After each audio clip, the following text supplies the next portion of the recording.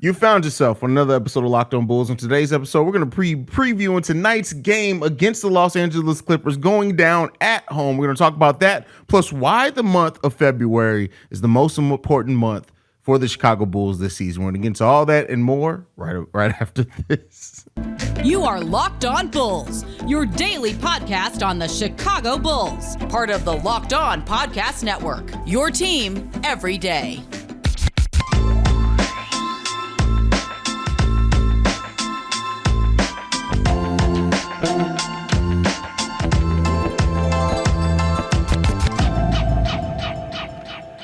Thank you for tuning in to Locked On Bulls, member of the Locked On Podcast Network, where it's your team every day. Today's episode is brought to you by FanDuel.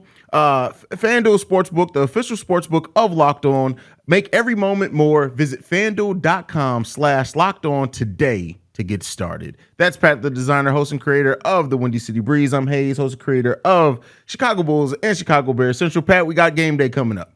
Bulls have had 2 days of rest. They're going to have a lot of rest over the course of this week, but we are facing the Los Angeles Clippers. Now, this is a team that I personally feel like if the Clippers ever somehow get healthy, can absolutely be a championship contender. They're playing a little bit better now. I like the way that we potentially match up against them on paper. I look at them as potentially being kind of how we match up against Boston in a lot of ways, in my opinion. But Pat, how do you feel about this matchup with the Clippers? Kawhi Leonard been balling. Yeah. That's how I feel about this matchup, dog. Like, listen, I feel like we can, again, everything that we've been through this season, I'm not worried about the top teams. We'll probably have a very competitive game tonight. I feel like we can compete with the Clippers. I do feel like very much like you, right? Like that we match up. I don't know if we match up well, right? I think we match up okay. It also depends on who's going and who's not for them in this game.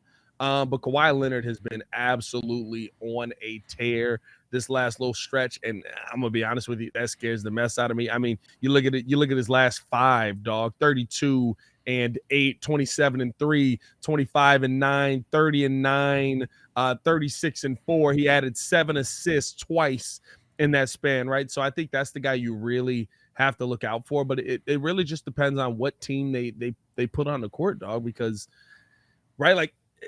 I believe that when they're all there, they're one of the best teams and should be one of the favorites to win the NBA championship. But are they all going to be there? That's the main question. I don't know what the injury report is looking like just yet, but PG and Kawhi have been on the court at the same time. So that's something that does, I mean, at a minimum, it excites me to see it. I don't think we have an answer for both of those guys defensively, so that concerns me a little bit as well. But the Clippers are a team that we can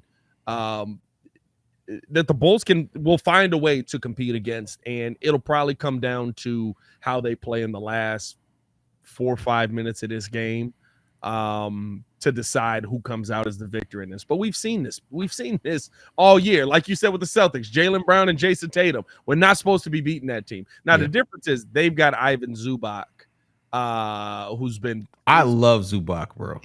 Zubac's a nice player, dog, and I think the thing is, right, like, he's so it really depends on which Zubac you get, right? Because I've seen Ivan Zubac have games versus legit big men where he's plus 28 in the plus minus, and I've seen him versus last game versus Cleveland. I believe he put up 2 points, I think, in 22 minutes of play or 23 minutes of play, something like that, and was a negative 29 because he was getting cooked all night. I mean, he was getting destroyed all night. So again, it just depends. And one of the things is the most difficult. Now, the Clippers are right in the middle of the pack. They're right around 15th as far as rebounds per game. But the thing that's so hard to predict about this Clippers team is that we just haven't seen their full lineup together very much at all. Out of the 53 games that they played, Kawhi Leonard's played like, I think, 26 of them. Paul George has only played a little bit over 30 as well. So, like, it's hard to really predict how you can match up against a team that you just don't see their full lineup out there very often. So the only one that's injured out of their starters, Marcus Morris is expected to be out. John Wall's also out. Reggie Jackson's day-to-day, at least listed right now. Robert Covington's also listed as day-to-day. So outside of Zubac, though, they're a pretty small team up front. So, you know, even though Moses Brown is on that team, he has not played very much at all this season after they just re-signed him. So he's only averaged 8.5 minutes. He's checked into 34 games, but hasn't not played very many minutes. So it's not a team with a lot of length and a lot of size. So this is a team that I think the fact that we don't use Drummond, Derrick Jones Jr. is going to be out there. They list Nicholas Batum as their backup center, so that kind of works in our favor there. I would like to see, honestly, Billy Donovan come into this game and not play the matchups. Play Drummond, because Batum should not be able to do anything against Drummond. Play Drummond. That's what I want to see this game, especially with Derrick Jones Jr. being listed as probable right now. Yeah, and I think that's the question mark coming into this, right? Because the better coach in this matchup to me is absolutely Ty Lue. He's the better tactician to me. He actually adjusts in game to what's happening. I feel like that Ty Lue is somebody that, listen, can expose the Bulls' weaknesses 110%. And I think the big thing that you have to focus on coming into this game is what are the other guys going to do. I think this is a game where you'll probably see Zach LaVine be able to get off more than anybody else, right? I think Kawhi Leonard is going to be on DeMar DeRozan most of the night. That's going to be a tough matchup for DeMar, no matter what, right? It doesn't matter who you're playing against or who you're putting up against Kawhi Leonard. It's always going to be a tough matchup. And I think you probably see PG on Zach, which he'll allow Zach to get his bucket so that he can score on the other end a little bit. But the tough part's going to come in, right? Because now you're relying on your other guys to do, hey, can Vooch go to work? Can Pat Will go to work? Can Ayo Dosunmu step up, right? Like now you're looking at the rest of these guys and you're saying, hey, we need you guys to step up in these moments. That's the only way the Bulls are going to compete. I mean, when you look at the Clippers, dog, you're talking about a team that essentially they don't play everybody a lot, but the players that do play 15 or more minutes, you're talking about going 10 deep, 11 deep on that team. Yeah. We don't have that right now. So you guys got to step up in these moments. Yeah, we're going to have big nights from the role players, and Patrick Williams is going to have to continue his good play. Over the last dozen games, he's averaging like 13.5 points. Matter of fact, the month of January has been the best month of his career, averaging almost 13 points per game on almost 50% shooting from the field and 42% from three, and chipping in 5 rebounds a game. So, like, we need to see that continue, Patrick Williams. This is going to be a game where we're going to need at least 1 to 2 of our role players and a player off the bench probably step up in a major way, because you look at it, like you said, Kawhi on DeMar is going to be a very interesting matchup that's not going to be easy. And Paul George, when he wants to lock in defensively, can be a very solid defensive player. So this is going to be a game where, and then Zubac on Vooch, like this is going to be a game where your big three have tough matchups. So you're going to have to step up. And that's been one of the things that has really hurt this team in some of these matchups, is that when we need a role player to step up, when we absolutely need it, they don't. Yeah. So, you know, hopefully we get that big contribution, whether it be from Pat, whether it be from Ayo, whether it be from Goran or Caruso or DJJ. If he plays, we're going to need something. And this may be a game, and I'm not trying to get on the bandwagon of play the rook, but this may be a game in which you may have to give Dalen Terry some tick just to get a spark if needed, because you just don't know. But it's not happening. We know it's not happening. That's a tough game to throw him in. I ain't gonna lie to you, dog. I mean, it is, but at the end of the day, listen. This is Sparta. You either sink or you swim. Hey, no, but this ain't the All-State Arena you playing in here. I'm hopeful that. And here's the one thing that I also need to see, right? Like, we're saying that these are tough matchups. That doesn't mean that you guys can shy away, right? That's true. They still have to run the offense. They still have to be able to make play. Vooch still has to be able to get active down low. I think Zach LaVine still has to be able to drive aggressively to the bucket, right? They're not big enough to keep Zach out of the bucket. Zubac helping over opens up things for Vooch. I want to see DeMar DeRozan, you know, it's play within the system, but I'm going to be real with you. This is a game where if you can get past Kawhi, get past Kawhi, because that's really going to break down what they're able to do defensively. And for the love of God, Ayo, knock down an open shot. That's all I'm asking. I'm not asking you to knock down all of them, just some of them. You know what I mean? And the thing that worries me is that the Clippers' last game against the Cleveland Cavaliers, Kawhi nor Paul George even checked into that game. So they're coming into this one real fresh. Yeah. But, I mean, Bulls in a similar situation. I mean, Bulls haven't played in what? 2 days since Saturday, man. Like they are fresh. Like, dang, it is since Saturday. Yeah, you almost going into 3 days there. I mean, that's a team that's fresh. Yeah, it's 4 days in the last week, right? You got. I mean, it didn't look like y'all were playing for a couple of them games, so you might as well have sat them out. So I'm not. You know what I mean? I'm just. They should be ready to go. You know, we should be talking about one team having fresh legs and the other. Man. That is hilarious. Well, talking about fresh legs, let's talk about one of our fresh new partners, and that's FanDuel. We're really excited about our new sports betting partner for Locked On because they're the #1 sports book in America, and that's FanDuel. And if you're new to FanDuel, that's even better. They have so many great features that make betting on sports fun and easy. Download FanDuel now so you can bet Super Bowl 57 with no sweat first bet. You'll get up to $3,000 back in bonus bets if your first bet doesn't win. FanDuel lets you bet on everything from the money line to point spreads to who will score a touchdown. The FanDuel Sportsbook app is safe, secure, and super easy to use. Best of all, you can get paid your winnings instantly. So join FanDuel today at FanDuel.com/LockedOn to claim your no sweat first bet on Super Bowl 57. That's FanDuel.com/LockedOn. Make every moment more with FanDuel, the official sportsbook partner of the NFL. All right, Pat. So we kind of briefly touched on it in that first segment, but we do want to go over the injury report in whole, just kind of looking at things. So Derrick Jones Jr. right now is listed as probable for the Chicago Bulls. They also list the Clippers list John Wall out. Marcus Morris Jr. is out for them as well. And then Reggie Jackson is listed as day-to-day. So what do you when you see that? The Derrick Jones Jr., who's been our backup center, who's been the energy guy, who's come in and really changed the pace of some games, always has a highlight reel dunk or near when he always seems like he's about to yam on somebody's head. How do you feel about us being down Derrick Jones Jr. and Javonte Green? They're two of our biggest energy pieces. We know we're going to be without Javonte for a while, but to be missing him, if we do end up missing him in this game, what do you think? I think it means that Billy Donovan needs to adjust his mindset, and you shouldn't be shortening your lineup. And I feel like that's what we see. You know, I feel like we're seeing the bench get shorter and people having to I mean, like, has Vooch sat down? Vooch is still running right now. You know what I mean? Like, Vooch just don't sit down no more. Like, there was times at the beginning of the season I loved it when Andre Drummond would come in and Vooch just would be gone for 15 minutes. And then he would come back. And you'd be like, fresh. Hey, this is really fresh Vooch. Yeah. He's cooking out here right now. So really fresh Vooch. That sounds tough. That's one letter away from it being pretty bad there, brother. One letter away from it being bad. I love this show. Oh, that's some really fresh Vooch right there. But Voochie. That doesn't make it any better. Oh man.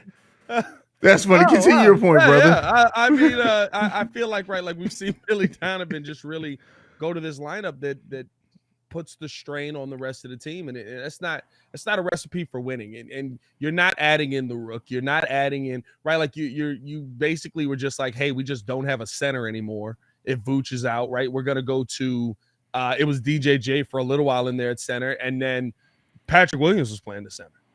Yeah.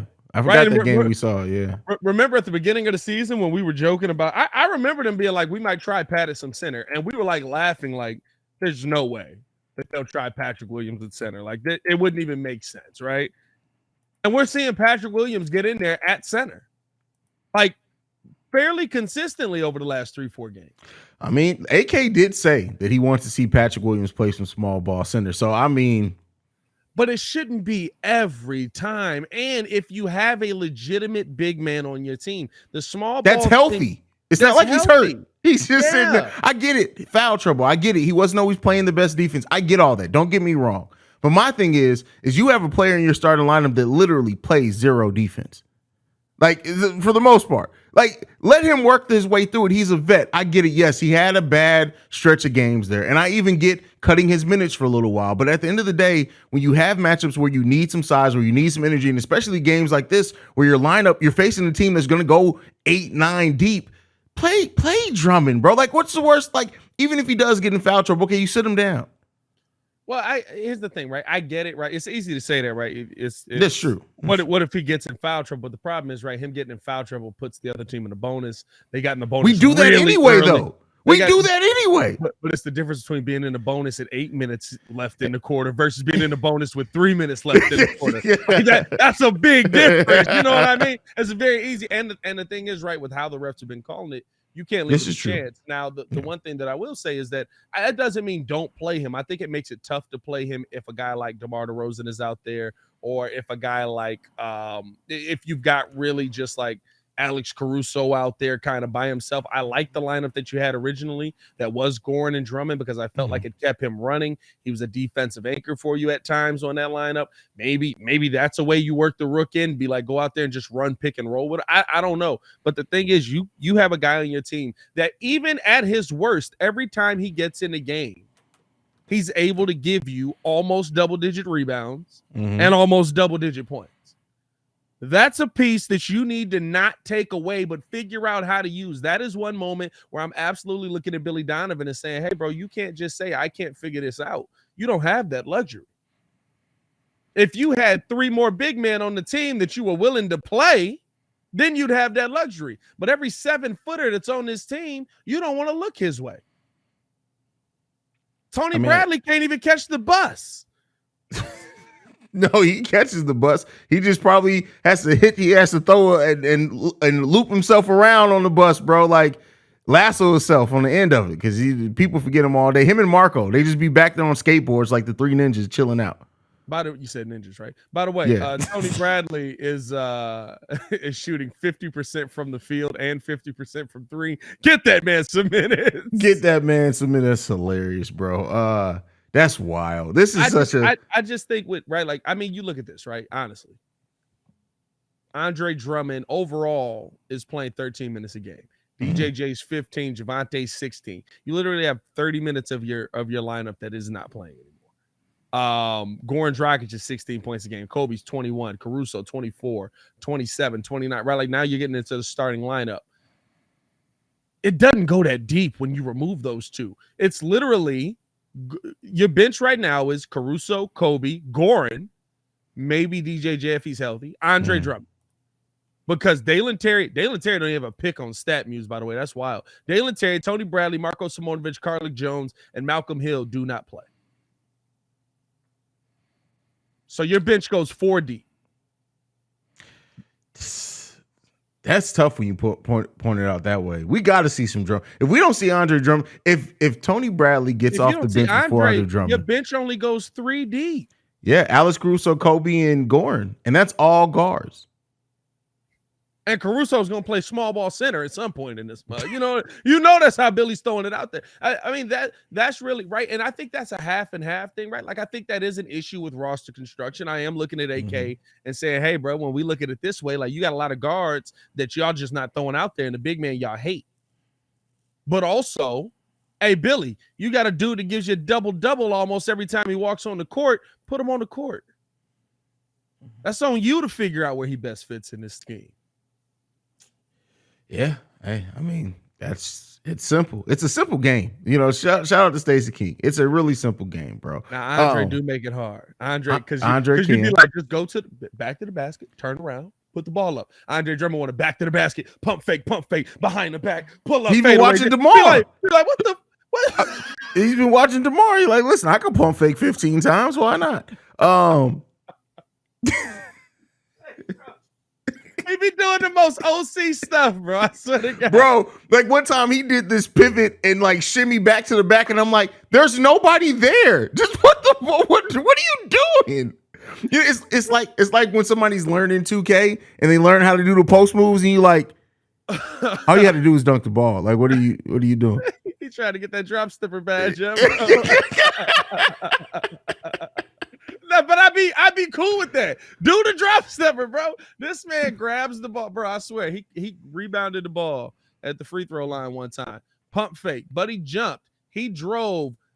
Hezzy spin move, turnaround, floated. Just dunk it. There was a point guard down there. Just dunk it on him.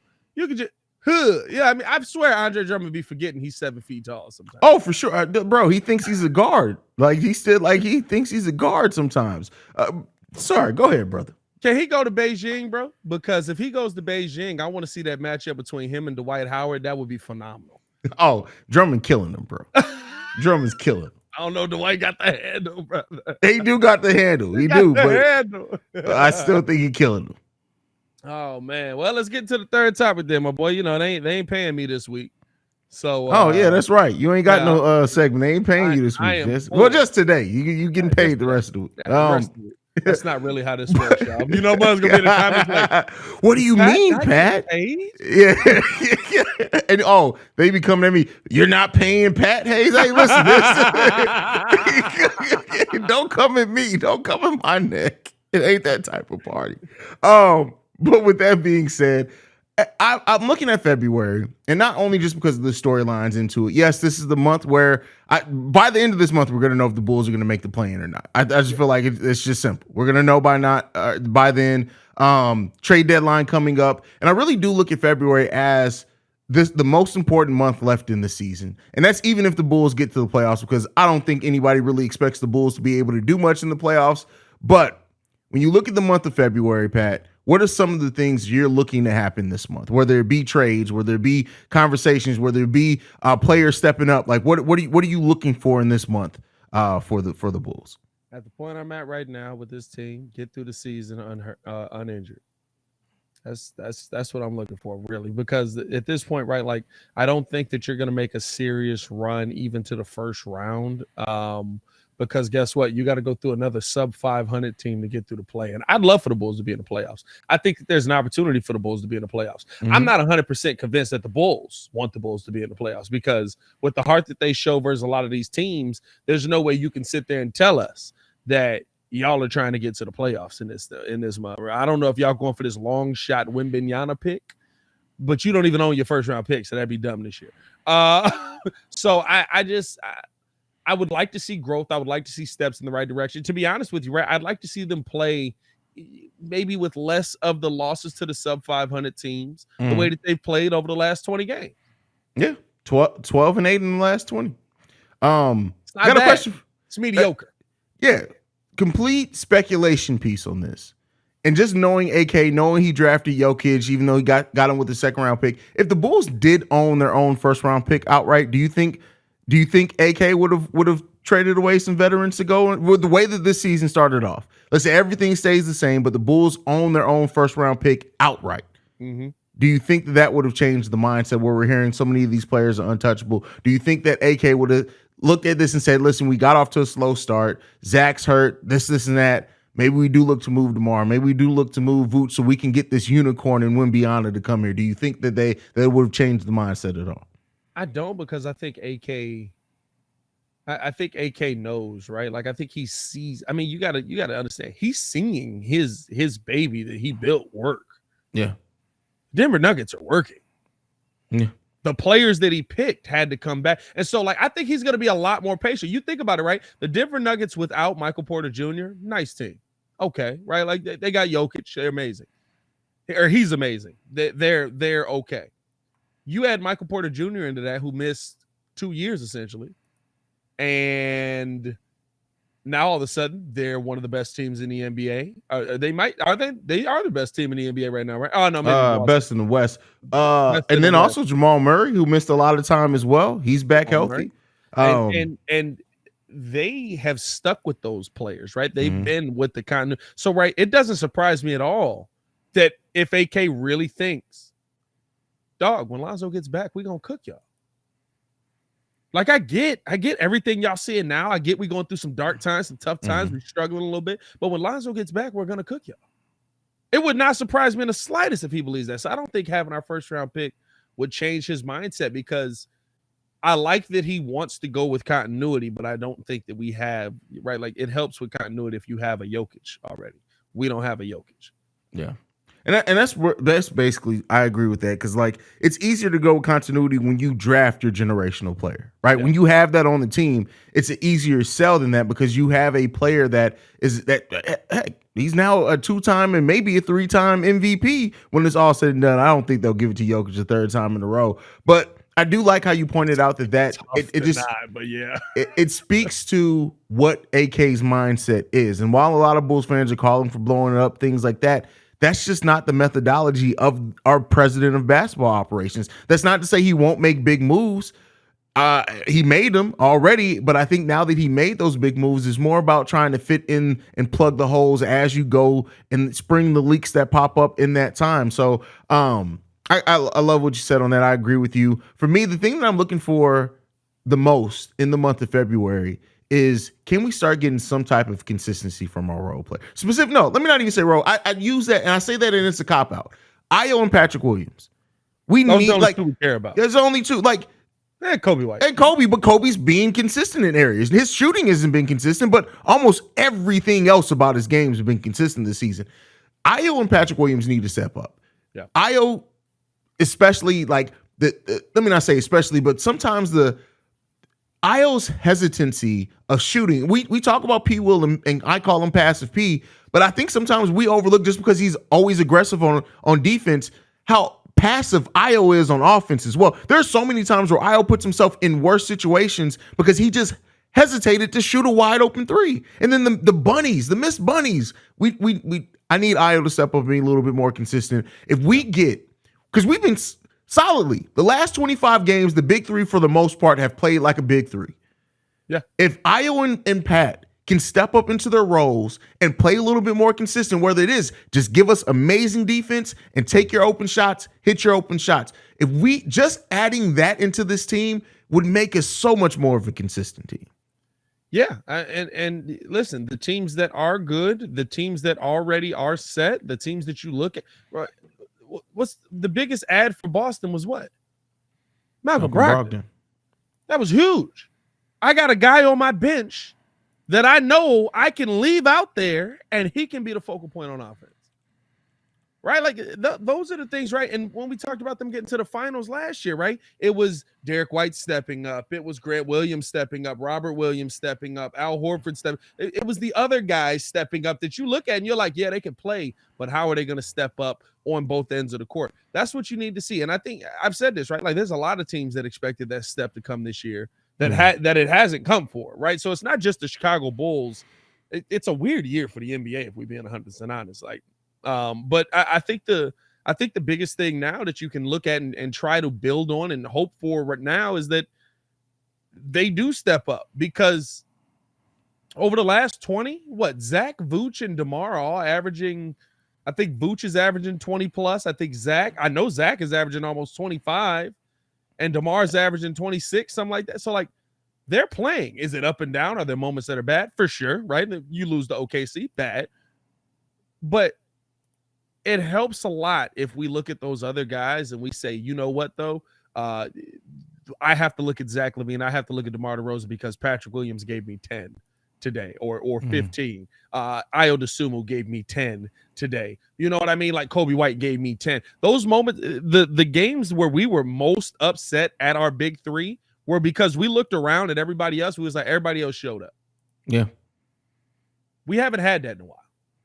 Yeah, that's true. And it's not like we need both Patrick Williams and Io to score big every single game, but like just one of them, right? It'd be nice if we could have a starting five of all five players being in double digit points. And I think that's something that AK actually said at the start of the season. Listen, they have the ability to, and some of that is on coaching, but I'm putting the most of that on the players, like, because just see Io just hitting the open layups that he misses, plus the threes that he passes up, that's a 10-point per game player right there. Yeah. Easily. He's not confident in his game right now. At all. Not on offense. Yeah, not on offense, right? I mean, I'd question the defense as well, but I don't know if he's confident in that or not. He doesn't look not confident. He just looks not in the right spot, I guess. He's getting cooked quite a bit. But I think that the one thing that we could say about Io offensively is very similar to P. Will, right? Like he's to a point now where if Zach LaVine kicks the ball out to the corner to him, he's swinging it. Yeah, quickly. Yeah. So, and that's not the Io that I thought we were getting. You know what I mean? But hey, I mean, there's a lot that plays into it. There's a lot that there's not a lot of basketball left, so you got to figure this out quickly if you're going to do anything this season. But unfortunately, right where I'm at now, it feels like the Bulls are resigned to next season being their year. To make their move, yeah, for sure. Because, I mean, like, you hear Billy Donovan talking about Lonzo. I think a lot hinged on Lonzo. I think that's a problem at the end of the day. I like Lonzo. I like Lonzo a lot. we shouldn't be hitching our team to him. Like he shouldn't be the main thing that makes his team go. And I think they don't want to bring in another point guard presence long term because they do believe in Lonzo and they do believe in. I mean, he's only he's 26, 25, like 25, I think. He's young as heck. So in their minds, they're probably like, yo, show us a couple of years, you bounce back, we give you another deal. Yeah. 25 years old. He turned 25 in October, so it would be 26 at the start of next season. And that's still, he still can have a long career ahead of him. If Lonzo can start being healthy, meaning the way I look at it, full 82 game season, if he can play anywhere between 60 and 65 games, you said before, that's a full season in the modern NBA. If he, over the next 2 years, he got 2 years left on his contract after this one, can play upwards of 60 games in each one of them, give him another contract. It's not going to be as big. You're not getting $20 million, but give him another contract. No. Yeah, hey, you're not getting.